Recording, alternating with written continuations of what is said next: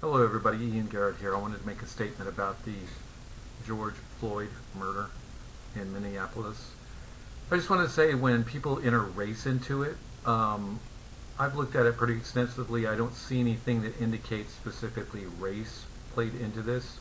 There was nothing, as far as I can see, was said by any of the officers that it was regarding race, regarding Mr. Floyd.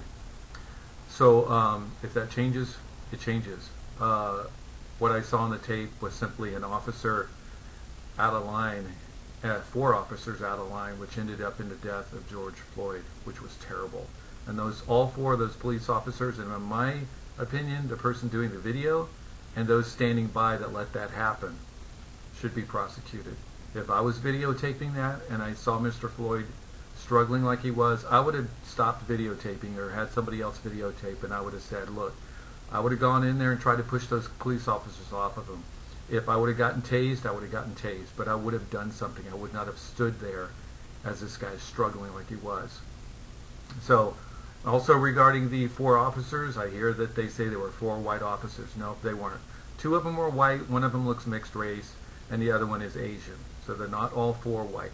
And then when everyone in the press and on social media says it was racist, white racism, all that sort of stuff, you put a lot of people in trouble.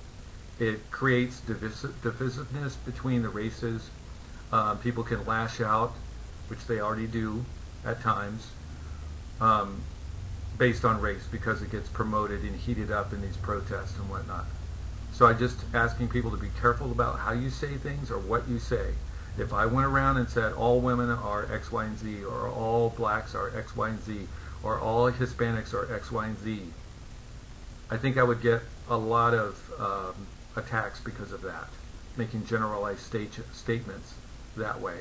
You may think that that's the case, but I don't think you can prove that.